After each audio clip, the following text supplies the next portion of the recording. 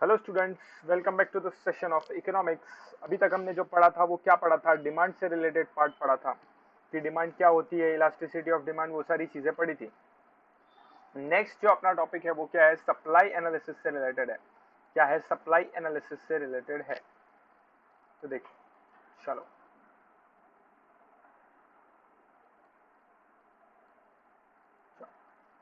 सो हमने एक चीज पढ़ी थी कि प्राइस, कोई भी चीज का प्राइस, कोई भी कमोडिटी का price is determined by the forces of is determined by the forces of demand and supply। तो डिमांड से रिलेटेड हम सारी चीजें पढ़ चुके हैं। अभी हम पढ़ने जा रहे हैं सप्लाई से रिलेटेड कुछ चीजें।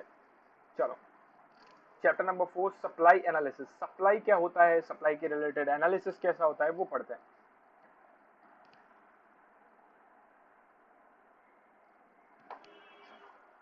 सो सप्लाई, बेसिकली सप्लाई में क्या होगा पता है? Supply is a fundamental economic concept that describes the total amount of a specific goods or services that is available to a seller। चलो, सप्लाई माने क्या होता है? इकोनॉमिक कॉन्सेप्ट, एक इकोनॉमिक कॉन्सेप्ट है जो डिस्क्राइब करता है क्या? Total amount of specific goods और services that is available to a seller. जो सेलर को अवेलेबल है, सेलर के पास बेचने के लिए, जो सेलर के पास अवेलेबल है बेचने के लिए, उसे क्या कहेंगे? उसे क्या कहेंगे? है ना, उसे जो बेचना है उसे उसे कहेंगे सप्लाई। लेकिन जो उसके पास है बेचने के लिए, उसे क्या कहेंगे? स्टॉक। वो दोनों का डिस्टिंक्शन भी आगे जाके हम पढ़ेंगे। तो सबसे पहले क्या पढ़ा हमने सप्लाई के रिलेटेड? अभी और आगे चीजें पढ़ेंगे।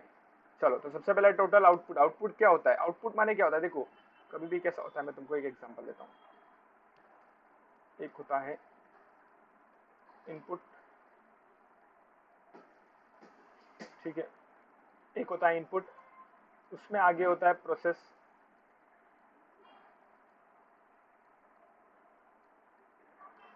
बराबर। इनपुट, प्रोसेस, और एक होता है फिनिश गुड्स, बराबर। क्या होता है? फिनिश गुड्स, ठीक है। तो ये जो फिनिश गुड्स है ना, उसे आउटपुट भी कहा जाता है। क्या कहा जाता है? आउटपुट, ठीक है। आप क्या करते हो मैन्युफैक्चरिंग इंडस्ट्री में? क्या होता है, लोग रॉ मटेरियल खरीदते हैं, उसको प्रोसेसिंग करते हैं और उसका क्या बनाते हैं? फिनिश गुड्स बनाते हैं, जिसको हम आउटपुट भी बोलते हैं। तो देखो, आउटपुट क्या होता है? Total output can be defined as the sum total of the quantity of commodity produced at a given period of time in the economy. मतलब इकोनॉमी में एक गिवन पीरियड ऑफ टाइम के लिए, समझो फॉर एन एग्जांपल ईयर में कितना quantity of commodity जो है वो प्रोड्यूस हुआ है, उसे क्या कहेंगे? उसका सबका टोटल मिलाएंगे तो उसे क्या कहेंगे? Total output. उसे क्या कहेंगे? Total output. चलो, फिर production leads to consumption. Production leads to consumption. Production होने के बाद क्या होता है? उस चीज का कंजम्पशन होता है। In the process of production inputs are converted into output और फाइनल गुड्स। तो वही मैंने आपको यहाँ पर बताया, समझा? ये इधर बना लो, आईपीओ। इसे क्या बोलेंगे? Input, process, output. इधर बना लो ऐसे, ठीक है। चलो, स्टॉक। अभी स्टॉक क्या होता है पता है? Stock is the total quantity of a commodity available for sale. देखो, total quantity of a commodity जो अवेलेबल है for sale with a seller. Seller के पास कुछ कमोडिटी अवेलेबल है for sale at at a particular point of time. कोई एक point of time पे, यानी कि हम लोग, जैसे कि तुम लोग ने देखा होगा ना, तुम लोग ट्रेडिंग अकाउंट बनाते हो, उसमें क्लोजिंग स्टॉक लिखते हो, तो वही है, ये स्टॉक की बात कर रहा है, ठीक है।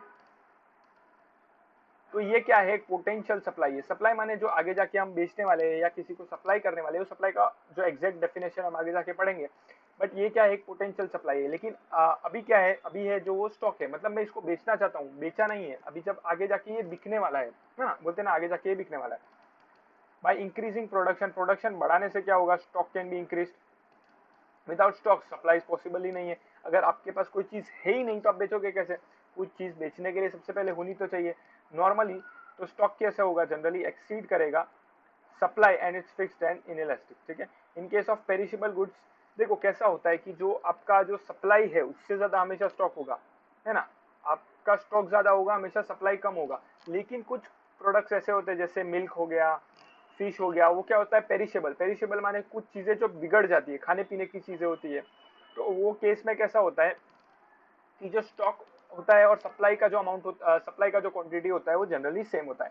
ऑन द अदर हैंड जो ड्यूरेबल गुड्स है, ड्यूरेबल गुड्स है जो यानी कि वो जो लंबे समय तक टिकते हैं, जैसे फर्नीचर है, गारमेंट्स है, ये क्या कर सकता है, सप्लाई से ज्यादा भी हो सकता है इसका स्टॉक। अभी सप्लाई क्या होता है, रिलेटिव टर्म है, it is always expressed in term to price वगैरह वगैरह। ठीक है, तो सप्लाई का मीनिंग देखो, supply implies the various quantities of commodity offered for sale. देखो, एक मेरे पास स्टॉक है जो मैं बेचना चाहता हूं, लेकिन मैंने बेचने के लिए जब निकाला ना, उसे कहेंगे सप्लाई, उसे कहेंगे supply by producer during a given period at a given price, it is related to time and price. Supply is a flow concept, demand भी क्या था, एक फ्लो कॉन्सेप्ट था, it refers to the amount of commodity that the firm produce.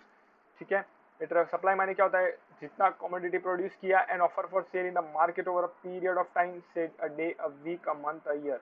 ठीक है, तो यहाँ पर देखो स्टॉक क्या है, ये स्टॉक पड़ा हुआ है। ठीक है, जब झाड़ से निकाला है, ये जितने भी मैंगोज आप दिख रहे हैं, ये देखो ये सारी चीजें, ये क्या हुआ, हमने जब पेड़ से तोड़ के इकट्ठे कर लिए तब वो क्या था, स्टॉक था। लेकिन जब मैं उसको मार्केट में लेके जाता हूँ तब बोल रहे हैं कि मैं उसका सप्लाई कर रहा हूँ। समझा? ये आपको इसका स्टॉक और सप्लाई का, ये दोनों को देखो, ये स्टॉक का आपको पूरा मीनिंग दिया है, सप्लाई का पूरा मीनिंग दिया है। आपको इससे 4-5 पॉइंट बना के क्या करना है, आपको स्टॉक और सप्लाई का डिस्टिंक्शन बिटवीन बनाना है। चलो नेक्स्ट पॉइंट। अभी जो सप्लाई का डेफिनेशन है वो दिया है किसने, पॉल सैमुअलसन ने दिया है कि सप्लाई क्या होता है, relationship between market prices and the amount of goods that producers are willing to supply. इसका कुछ मतलब हमें समझा नहीं, यहाँ पर देखते एकदम डिटेल मैसेज समझेगा। तो सप्लाई रेफर्स, यहाँ से देखो ये मार्क करना शुरू करो, supply refers to the quantity of a commodity that a seller is willing and able to offer for sale at a given price during a certain period of time। ये इतना mark कर लो, क्या है ये, supply refers to quantity of a commodity, जितनी चीज आप बेचना चाहते हो, that a seller is willing and able to offer. अभी जैसे कि मेरे को तो ताजमहल बेचना है, बट मैं क्या एबल हूँ, वो मैं बेच सकता हूँ क्या, नहीं सर। तो पहले तो आप क्या होने चाहिए, विलिंग होने चाहिए, and you are able to supply, यानी कि able to offer for sale, आप उसको बेचना चाहते हो और आप एबल हो, यानी कि आप बेच सकते हो वो चीज को एट अ गिवन प्राइस, को एक प्राइस पे, during a certain period of time. For example year हो सकता है, वीक हो सकता है, जैसे बाजी वाले लोग क्या रोज रोज का स्टॉक चेंज करते हैं, ऐसी सारी चीजें। ठीक है, तो ये देखो एग्जांपल दिया, आप एक बार पढ़ लेना। ठीक है, फार्मर्स टोटल आउटपुट 4,000 केजी था, वो बेचना चाहता है, इसका पूरा स्टॉक है 4,000 केजी, जिसमें से प्राइस इज ₹40 पर KG, he offers 1,000 KG for sale, this is the actual supply. देखो उसने कोई एक फार्मर है, उसने समझो 4,000 किलो के क्या बनाए, राइस बनाए, यानी कि फार्मिंग की, और उसका 1 किलो का प्राइस उसने लगाया ₹40 पर किलो, और वो बेचना चाहता है 1,000 किलो। तो आपका जो टोटल स्टॉक है वो 4,000 किलो है, लेकिन उसका जो सप्लाई है, यानी कि जो ऑफर करता है for a sale at a given period, during a given period of time, during a certain period of time, और एट अ पर्टिकुलर प्राइस। ठीक है, और एट अ गिवन प्राइस, तो उससे क्या कहते हैं, सप्लाई कहते हैं। तो यहाँ पर 1,000 किलो ही सप्लाई है, 4,000 किलो क्या है, स्टॉक है। सप्लाई स्केड्यूल कैसे होता है, सप्लाई स्केड्यूल क्या होता है, एक टेबुलर रिप्रेजेंटेशन, हमने बोला था ना कि स्केड्यूल जिधर आया वो क्या होगा, एक टेबुलर रिप्रेजेंटेशन हो जाएगा, functional relationship between price and demand. Price और डिमांड के बीच में कैसा रिलेशन है वो हम पढ़ने वाले हैं। फिर इंडिविजुअल डिमांड शेड्यूल होता है, और एक होता है market demand schedule, market supply schedule, sorry, individual supply schedule और मार्केट सप्लाई शेड्यूल। इंडिविजुअल क्या होगा, सबसे पहले तो शेड्यूल का मतलब टेबुलर रिप्रेजेंटेशन होता है, showing various quantities of a commodity that a producer. जब डिमांड पढ़ रहे थे ना, तब एक जो परचेजर था वो था, एक कमोडिटी का था। यहाँ पर एक a producer is willing to sell at various price during a given period of time.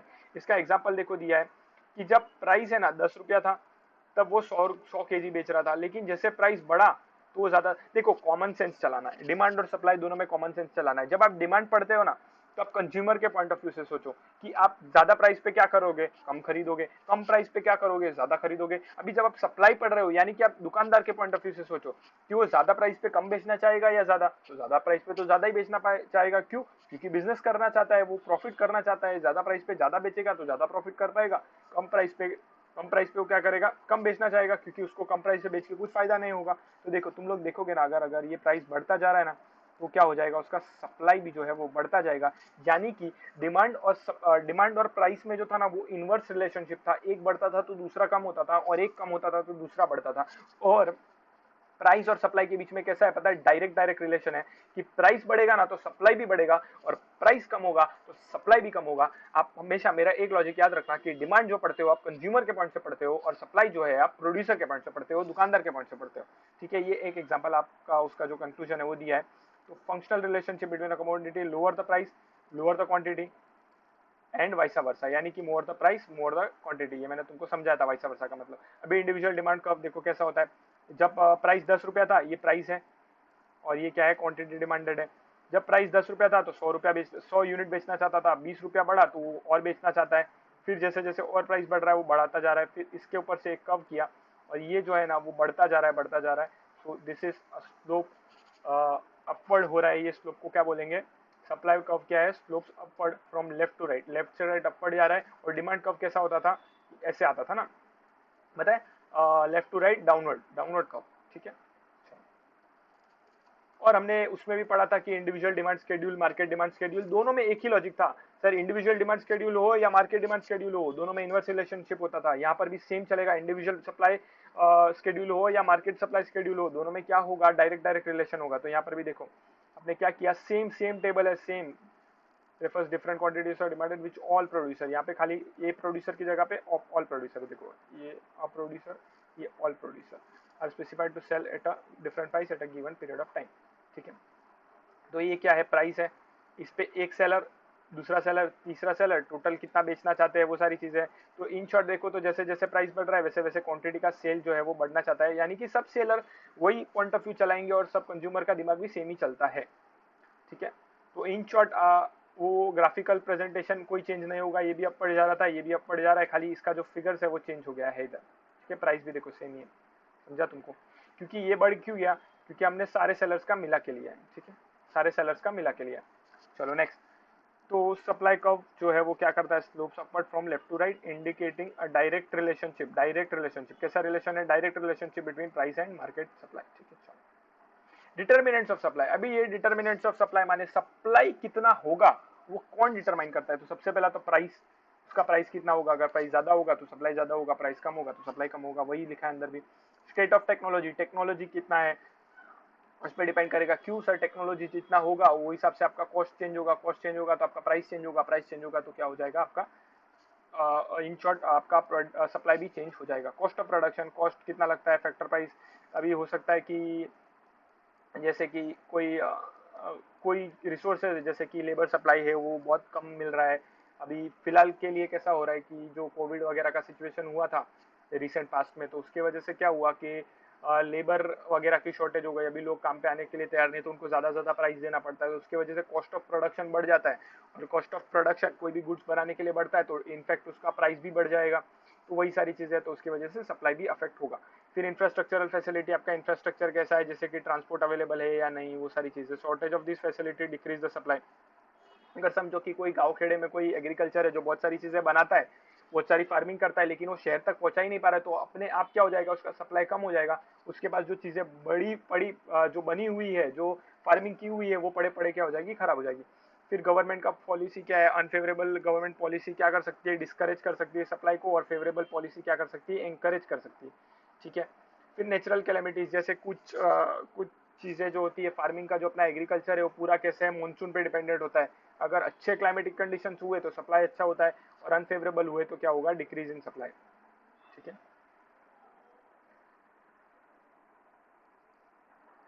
समझा। ओके। और फ्यूचर एक्सपेक्टेशन अबाउट प्राइस, अभी उसको लगता है कि आगे जाके प्राइस क्या होने वाला है, बढ़ने वाला है, तो वो क्या करेगा, अभी ज्यादा प्राइस है फिर भी क्या करेगा, वो कम प्राइस पे ही बेचेगा, ठीक है। अदर फैक्टर्स, और क्या फैक्टर्स हो सकते हैं, nature of market, relative prices, export imports क्या हो रहे हैं, इंडस्ट्रियल, ये सारी चीजें एक बार रीड कर लेना, ठीक है। अगर ये सारे फैक्टर फेवरेबल होंगे तो सप्लाई डेफिनेटली ज्यादा होगा, ठीक है। अभी ये जो है important concept, again law of demand जैसा पढ़ा था, same to same law of supply भी आ गया है। ये वही लाइन है जो मैंने आपको बोला था सर, इसको याद कर लो क्योंकि ये हर एक लॉ में आने वाला है। तो क्या बोला, लॉ ऑफ सप्लाई क्या है, theory like law of demand same है, is also principle of economic theory, same economic theory का एक प्रिंसिपल है, ठीक है। तो देखो इसमें क्या लिखा है, इट वॉज इंट्रोड्यूस किसने किया था, प्रोफेसर अल्फ्रेड मार्शल। सेम कौन सी बुक थी, प्रिंसिपल ऑफ इकोनॉमिक्स, पब्लिश कब हुई थी, 1890 में। Law explains the functional relationship between price and quantity supply. अभी इसमें देखो ये स्टेटमेंट ऑफ लॉ जो कि बहुत इंपॉर्टेंट है, आपको एग्जाम में एज इट इज लिख के आना है। अदर थिंग्स रिमेनिंग कॉन्स्टेंट, यानी कि बाकी सारी चीजें कॉन्स्टेंट रहती है, अगर प्राइस ज्यादा होगा तो higher the price of a commodity more supply, lower the price less supply, समझा, वही सारी चीजें जो मैंने पढ़ा है इन सिंपल वर्ड। बाकी सारे फैक्टर अगर सेम रहते हैं, there is a direct relationship. क्या है रिलेशन, कैसा है, डायरेक्ट रिलेशनशिप। याद रखना डिमांड और प्राइस में कैसा है, इनवर्स, और सप्लाई और प्राइस में डायरेक्ट डायरेक्ट रिलेशनशिप। ये उसका सिंबॉलिक रिप्रेजेंटेशन है, supply is a function of price. फिर एजम्पशन, देखो याद करो अपना डिमांड वाला चैप्टर, मैंने क्या बोला था कि हम क्या कर रहे हैं, प्राइस और सप्लाई को पढ़ रहे हैं, बाकी सारे फैक्टर्स अज्यूम करते हैं कि सेम रहते हैं, यानी कि ये सारे फैक्टर्स जो है प्राइस को छोड़ के जो डिटर्मिनेंट्स ऑफ सप्लाई है वो क्या रहेंगे, सेम रहेंगे। तो देखो यहाँ पर वही सेम चीज है, कांस्टेंट कॉस्ट ऑफ प्रोडक्शन है, कांस्टेंट टेक्निक ऑफ प्रोडक्शन है, no change in weather condition, no change in government policies, no change in transport cost, price of other goods remain constant, no future expectation. समझा तुमको। Law of supply का जो एक same जो ये table है वो अपन ने ऊपर पढ़ा, वही सेम है। देखो जैसे जैसे प्राइस बढ़ रहा है वैसे वैसे क्या हो रहा है, डिमांड बढ़ रहा है। ठीक है सर, ये दो दो बार क्यों दिया रहता है, डिमांड में भी दो बार दिया रहता है, वो है ना आपको बेसिक कॉन्सेप्ट एक्सप्लेन करने के लिए दिया है, और ये लॉ ऑफ डिमांड के साथ साथ दिया है, तो आपको एग्जाम में ये वाला है वो फॉलो करना है।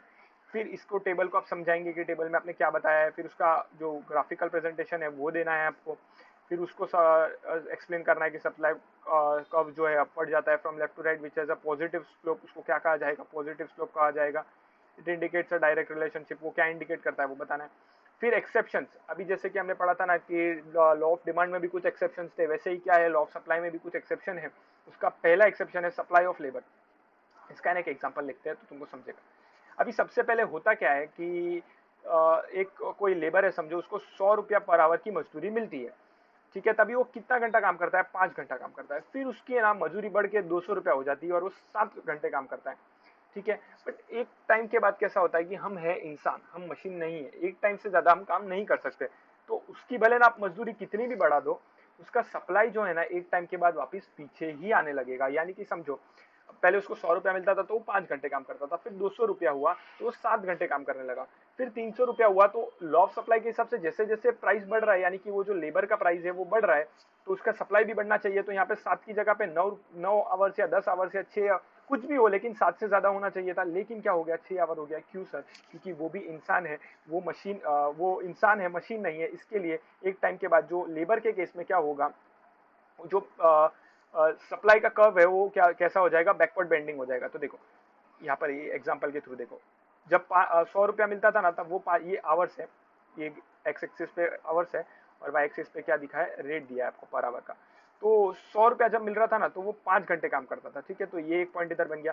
फिर जब 200 रुपया मिलता था ना तो वो 7 घंटा काम करना शुरू कर दिया। ठीक है, लेकिन एक टाइम के बाद है ना उसको पैसे से ज्यादा अपने शरीर का भी ख्याल है, प्लस वो क्या बोल रहा है कि इतना पैसा मिल रहा है, अगर मैं 200 रुपये में 7 घंटे काम करता था, वही मैं अभी 6 घंटा काम करूँ 300 रुपये की रेट पे, तो मुझे मैं पहले से ज्यादा भी कमा रहा हूँ और 1 घंटा आराम भी कर रहा हूँ। तो वो क्या हो जाएगा, 300 रुपया जब बढ़ा तो वो क्या 6 घंटे और उसका है ना ये पीछे चला गया, तो ये ऐसे आ गया। तो सबसे पहले ये इधर गया, आगे बढ़ा, फिर पीछे आ गया। ठीक है, तो backward bending labour supply curve, तो आगे जाके बैकवर्ड हो गया, आगे जाके बैकवर्ड हो गया। ठीक है, ऐसे माने इंक्रीजिंग सप्लाई का एएस लेजर टाइम। चलो ठीक है, फिर आपको इसका एक्सप्लेनेशन पूरा का पूरा यहाँ पर देना है। ठीक है, एट द पॉइंट ए, हाँ at the point A the supply curve bends backward which becomes an exception to the law of supply. तो क्या हुआ, इसके बाद भी 300 रुपया ये प्राइस बढ़ा इसका, तो इसके साथ 300 जब हुआ तब ये 7 की जगह पे 8 होना चाहिए था, लेकिन वो नहीं हुआ और वो इनफैक्ट कम हो गया। इसके लिए लेबर जो है वो एक्सेप्शन है to the law of supply.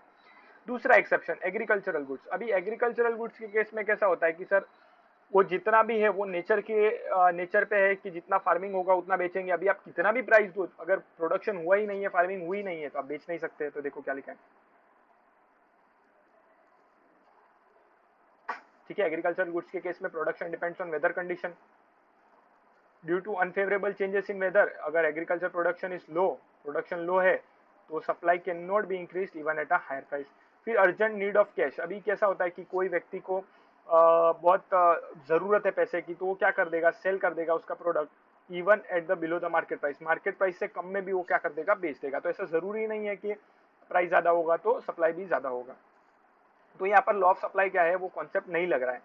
Perishable goods के केस में supplier would offer to sell more quantities at a lower price to avoid losses, मतलब क्या होगा कि वो क्या करेगा, कम प्राइस में भी ज्यादा से ज्यादा चीजें बेच देगा। अगर प्राइस कम है, तुम लोग देख रहे हो प्राइस कम है, फिर भी वो क्या कर रहा है, सप्लाई ज्यादा कर रहा है। क्यों? क्योंकि अगर उसने बेच नहीं दिया ना, तो उसका जो वेजिटेबल्स है या जो एग्स है या जो भी पेरिशेबल गुड्स जो खाने पीने की चीजें वो बेच रहा है वो खराब हो जाएगी, तो जितना पैसा मिल रहा है वो भी नहीं मिलेगा। तो वो क्या करेगा, कम से कम जितना भी आता है वो पैसा क्या करने का, निकालने का कोशिश करेगा। रेयर गुड्स ऐसी कुछ चीजें होती है जो ओल्ड कॉइन्स होते हैं, पेंटिंग्स होते हैं, वो सब क्या होता है कि बहुत कम अवेलेबल होते हैं या बहुत लिमिटेड होते हैं सप्लाई में। तो उसके लिए क्या करते हो, प्राइस राइज के साथ सप्लाई रिमेन अनचेंज। मतलब उसका आप सप्लाई कितना भी महंगा दो, कितना भी ज्यादा कोई पे करने के लिए तैयार हो, लेकिन उसकी सप्लाई आप बढ़ा नहीं सकते, क्योंकि वो अवेलेबल ही है बहुत लिमिटेड क्वांटिटी में। समझा तुमको? ओके। अभी सेम कॉन्सेप्ट है वेरिएशन इन सप्लाई में। ठीक है, एक बार फटाफट फटाफट देख लेते हैं वेरिएशन इन सप्लाई। दो कॉन्सेप्ट, सबसे पहले प्राइस की वजह से होगा तो एक्सपेंशन कॉन्ट्रैक्शन, और अगर अदर फैक्टर की वजह से होगा तो इंक्रीज डिक्रीज। सेम चीज सेम चलेगा। Unit price other factors remain constant, it is known as variation. उसे क्या कहेंगे, वेरिएशन। ठीक है, वेरिएशन में एक्सपेंशन, एक्सपेंशन माने क्या होता है, राइज इन क्वांटिटी सप्लाई। अगर सप्लाई बढ़ता है due to change rise in price, price बढ़ने की वजह से क्या हुआ, सप्लाई बढ़ा, तो उसे क्या कहेंगे, उसे क्या कहेंगे, एक्सपेंशन। और उसका मूवमेंट कैसा होगा, अपवर्ड मूवमेंट होगा on the same supply curve. ठीक है, ये आप एक बार पढ़ लेना, सेम है सेम जो हमने अभी तक पढ़ा, it is known as expansion of supply. और कॉन्ट्रैक्शन माने क्या होता है, fall in price of a commodity, fall in the quantity supplied. Fall in price की वजह से अदर फैक्टर्स क्या रहते हैं, कांस्टेंट रहते हैं इन केस ऑफ, तो इसको क्या कहेंगे, कॉन्ट्रैक्शन ऑफ सप्लाई। इसमें कर्व जो है कैसा, वो डाउनवर्ड होगा on the same supply curve. इसमें कैसा होगा, कर्व जो होगा वो डाउनवर्ड होगा। पहले क्या करते थे आप, जब ये प्राइस ज्यादा था तब आप इतना डिमांड, इतना सप्लाई कर रहे थे, बराबर। फिर जब प्राइस कम हुआ तो आप क्या करने लगे, कम सप्लाई करने लगे, है ना। ये लॉ ऑफ डिमांड के हिसाब से आपका कर्व जो है वो कैसे आ गया, नीचे आ गया। और ये प्राइस की वजह से हो रहा है, इसके लिए इसको क्या बोलेंगे, कॉन्ट्रैक्शन ऑफ सप्लाई। समझा तुमको? चलो, change in supply, changes in supply बाकी कोई फैक्टर की वजह से होता है तो उसे क्या कहेंगे, price remains constant, it is known as changes in supply. There are two types of, तो उसे चेंजेस कहेंगे। वहां पे कहते हैं वेरिएशन, प्राइस की वजह से होगा तो वेरिएशन, बाकी कोई फैक्टर की वजह से होता है तो चेंजेस, इसमें इंक्रीज और डिक्रीज। अगर rise in supply due to favourable changes in other factors, बाकी कोई फैक्टर्स है जो फेवरेबल हो गए, यानी कि नया टेक्नोलॉजी आ गया और कुछ, तो इनपुट का प्राइस कम हो गया वगैरह वगैरह चीजें, लेकिन प्राइस जो है वो कांस्टेंट रहता है, तो वो सप्लाई कर्व कैसे हो जाएगा, शिफ्ट करेगा to the right of the original supply curve. ये सेम है आपकी डिमांड के जैसा। तो देखो, एक प्राइस था, उसके ऊपर आप इतना क्वांटिटी सप्लाई कर रहे थे, लेकिन कोई और फैक्टर की वजह से क्या हुआ कि सप्लाई बढ़ गया, यानी कि सप्लाई तो बढ़ा लेकिन प्राइस क्या है, सेम है। प्राइस ऊपर नहीं जा रहा है, नीचे नहीं जा रहा है, वो सेम है, जितना था उतना ही था। तो उसे क्या कहेंगे, बाकी कोई फैक्टर की वजह से हो रहा है तो ये शिफ्ट तो हुआ है। ठीक है, तो कहाँ शिफ्ट हुआ है, outward right, outward right, shift to the right. कहाँ पे हो रहा है, राइट में हो रहा है, ऑफ दी ओरिजिनल सप्लाई। ठीक है, बाकी किसी फैक्टर की वजह से हो रहा है, outward shift of the original supply curve to the right, known as increase in supply.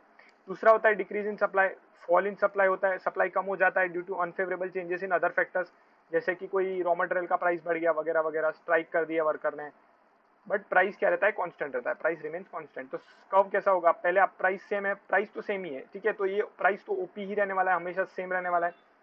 पहले आप कितना सप्लाई कर रहे थे, इतना सप्लाई कर रहे थे, अभी प्राइस क्वांटिटी क्या हो गया, कम हो गया, तो ये क्या है, शिफ्ट हो रहा है leftward, shift in the supply curve, original supply curve.